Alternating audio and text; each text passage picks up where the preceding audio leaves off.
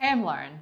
I've been working in marketing for over a decade now. I've helped grow brands like Lululemon, Make-A-Wish, Alias May, Puma, and hundreds more. Along the way, I built one of Australia's biggest agencies. As a CEO, my DMs are often flooded with very similar questions, and I still try to reply to every one of them. I get so many good questions, but a lot of smart business owners or marketers still don't understand what are the right questions to ask, let alone what the answers are. So today, I'm here to roll back the curtain and share the top 10 questions that I get from business owners. I'll also be sharing the answers that you need to know if you're serious about taking your business to the next level. I'll go through things from why do I need a marketing agency, through to how do I make my product stand out, or how can I keep top talent in my company. I'm gonna cover it all. So by the end of this video, you'll save yourself hours of Googling and avoid wasting time with agencies and strategies that are not the right fit for your business. Question 10 is the one that I get asked all the time, so stay tuned. All right, are we ready to go? But first, looking back, one thing that I wish somebody had told me when I first started at Megaphone is that it's okay to not have all the answers right away. As a young CEO, I felt all of this pressure to always know exactly what to do. But the truth is, learning to ask questions and embrace curiosity has been far more valuable than pretending that I had it all figured out. So if you're starting your own journey, remember to embrace the learning curve, as that is just part of the process. That's a question that I get a lot. What's one thing that you wish you could tell younger you? And I just wanted to let you know that it is absolutely okay to not have everything figured out by day one. In fact, please don't try to, because you'll miss the journey along the way. As long as you're actively learning and challenging yourself to improve, you'll do great, I promise. This one's a big one to kick us off. As someone running an agency, one of the biggest questions I get is, why do I even need a marketing agency? Can't I just figure it out myself? And this is what I tell people. You could definitely go it alone, but an agency will bring expertise and speed that's really hard to replicate on your own unless you have a really large and dedicated team. An example would be that you don't always need a physio. You could probably YouTube your symptoms, find a TikTok about how to strap your injury, but it's probably not going to give you the best long-term result. A good agency doesn't just create ads. They strategize, they optimize, and they bring real ROI so that you can focus on what you do best, which is running your business. Okay, next one. Why hire an agency when you could hire someone in-house? And I promise I'm not biased when I answer this one. There are so many variables that you could choose, like which agency you would hire or who would you hire in-house. But look at it like this. With an agency, you're getting designers, copywriters, data analysts, usually for the cost of hiring one in-house expert. Agencies always stay on top of trends and have deep expertise, so you're getting a team that can actually scale with your business. So unless you're building out an entire marketing department within your business, an agency is often going to be the better choice. The other benefit of an agency is that you don't have to account for things like super, annual leave, benefits, or someone resigning as well. So what you pay for is what you get. And if it doesn't work out, you can always end your contract. But with an in-house team, things can start to get a little bit tricky if things aren't going exactly as you planned. Okay, next question. Let's assume that you do go down the agency route. Another common question is it better to have one agency or multiple? For most businesses, having one agency is going to be the best option. It keeps everything together, everything aligned, the strategy, the messaging, the branding. Multiple agencies can sometimes mean mixed strategies. And more often than not, you'll have the agencies competing against each other because each are focused on their own goals and not the overall goals of the business. It can become a bit of a sticky situation if your organic creative agency and your paid ads agency aren't talking to each other and communicating the different ideas of your brand, tone of voice, and your messaging. So my advice is this: always start with one great agency that aligns with your goals. If you need specialized support down the line, you can always add that in.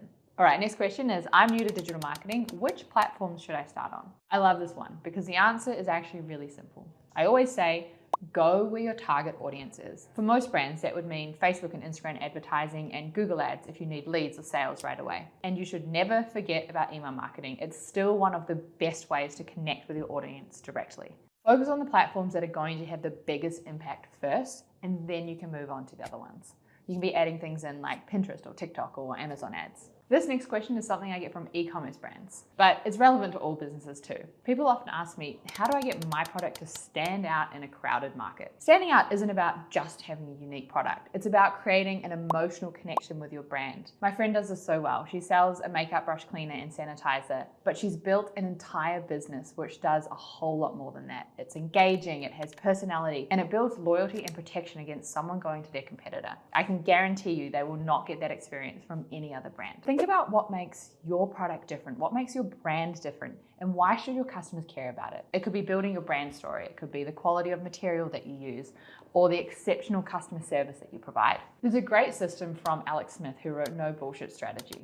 It's called the opposites test, and it's really good for knowing if your USP is genuine or not. It works like this. Ask yourself, would the opposite of my USP also be a good idea? If not, then you're dressing up a generic approach that everyone else does. So if we were making an example out of that, if your USP is that we offer a good service, the opposite test would be that we offer a bad service. And this tells us that we're just applying a generic category USP and don't actually stand out in the field. So here's a better example. Your strategy is, we are the premium option. The opposite of this would be, we are the cheap option, both which are viable positions in the market. We can also make a real life example out of that. So we are the powerful gaming console. That can be PlayStation's niche. And the opposite is, we are the not very powerful but highly portable console. And that would be Nintendo's. Do this for your business and let me know what you come up with in the comments. What are the 3 most important things to focus on when starting a business? All right, here's my take. First, you must know your customers inside and out. You need to understand their needs, their pain points, and their desires. You can create an avatar that resembles one specific person. You can even give that person a name. Then every piece of marketing, every piece of copy, and all of your ads should be created with this one person in mind. Because if you try to appeal to everybody, you'll appeal to no one. Second is to ensure that your product or service actually solves a real problem that people have, and make sure that segment of the population is big enough. I was watching a Shark Tank video the other day, and the product was pants for horses. So if we first of all understand how many people in Australia own horses, so I Googled it and it's 2%, then how many people who own horses actually want their horses to wear pants? We need to cut out all the horses in Queensland and Northern Territory because it's likely going to be too hot for them to wear pants. So then we've got less than 1%, which is about 2.6 million. So our maximum target audience is going to be 2.6 million people. Then we need to consider how many of those people actually want their horses to wear pants. 5% if I'm being generous. So that's 130,000 people who might be in the market for this product. And that's okay, as long as your business plan doesn't have you selling 1 million pairs a year. Thirdly, you need visibility. You have to be seen. You need to make it clear what makes you unique and make it easy for people to find you. So that means show up where they are showing up. If your audience is on Instagram or TikTok, be on Instagram or TikTok. If they hang out in Reddit forums, be in Reddit forums. Too many brands spend years building and perfecting a business, and then they come to us with very limited budget or time to actually market their brand. You need to have marketing and PR and exposure to get eyeballs on your product in 2025. So make sure you don't forget to consider that. Next up, this is probably one of the most exciting questions. How can I go from 5 or 6 figures through to 7 to 8? In my opinion for this, there are 5 non-negotiable steps that you're going to need to take. So first of all, remove yourself from the day-to-day. This was something I really struggled with. But if you're still doing everything, growth is going to hit a ceiling. So build out some standard operating procedures and bring on a VA or someone that can help with those repetitive tasks. Think, how can I design my business so that I never have to do the same thing twice? Second, start building those systems that scale. Without solid systems, you'll run into some bottlenecks pretty quickly. So set up a CRM like HubSpot or Monday.com, even if you're not quite at that size yet. You can start to automate what you would like to do with tools like Zapier or Make, and you can really keep things running smoothly. Next, you need to focus on delivering an amazing customer experience. A business grows when clients trust that you're going to deliver every single time. So create a process that guarantees that each client or customer is going to have that same great experience. You want them to feel like you have gone above and beyond every single time to make them feel special. That's how you build loyalty that actually lasts. Something as simple as like a handwritten note is the perfect example. The fourth point is to invest in your brand voice. A strong, trustworthy brand keeps clients coming back, and it brings in those word of mouth referrals as well. So ask yourself, how can I use my imagery, my messaging, and my content to create an emotional connection? And if you can really nail this, then honestly, the rest is easy. And finally, scale your marketing strategically. As you grow, start expanding your reach. So whether that's increasing your ad budget or focusing on your organic virality. It's the idea of shots at the board. The more you take, the more chances you have to hit a bullseye or a home run, depending on which metaphor you're feeling. In my opinion, if you follow these 5 steps, you will set your business up for real sustainable growth. Next question. Ooh, I like this one. What's your favorite part of running an agency? Honestly, every time I get this question, it has the same answer. It's the people. I get to work with some of the most talented, driven people that I have ever met. And watching the team grow, solve new challenges, and celebrating the wins and the client wins together, it's all incredibly rewarding. The collaborative culture that we've built keeps me excited every single day. I've been doing this for a decade now, and there's nowhere else that I would rather be, except maybe in Italy, sipping on an Aperol Spritz, but that's what vacations are for, right? So I get this one a lot. What has been the biggest challenge of growing your business? For me, it's understanding what the company needs from me at every stage of its growth. Rapid growth is super exciting, but it also means that the role you had last year is completely different to the next year. So I went from leading a company of 10 people to leading a company of 30 in a 12-month period. And then we went from 30 to 60 in another 12 months. So through that rapid growth, I spent way more time on hiring and developing the culture. Through the e-com boom, I then spent a lot of time in the business development and the sales part of the business. So at this point, I've actually done every single role in the company, depending on when it was needed. My biggest piece of advice here would be understand the inner workings of your business's day-to-day.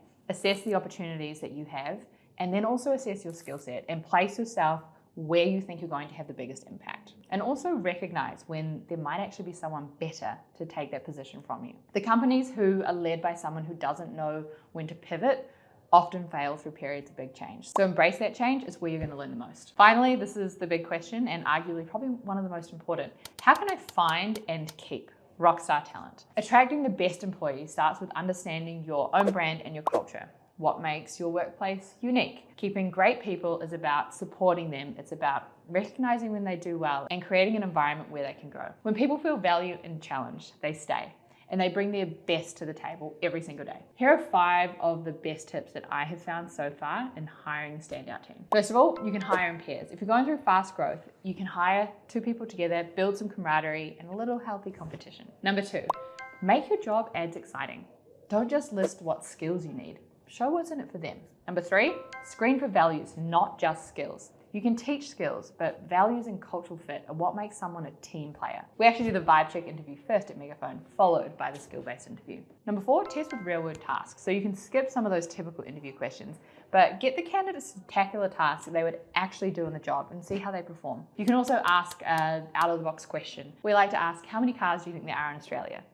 And then they talk you through the process of that. So that shows critical thinking and a deeper understanding of how to solve problems. And lastly, build yourself a referral pipeline. Your best hires are going to come from your existing team. I know that we've got 1 team member that has referred probably more than 5 people. You can also create an incentive-based referral program so that people are even further incentivized to bring their friends in. So there was a lot to unpack there, but that is a wrap on the top 10 questions that I get asked from business owners. Let me know if there are any other questions you'd like me to answer and we can pop them in the next video. Thanks for being here, and if you're subscribed, I'll see you in the next one.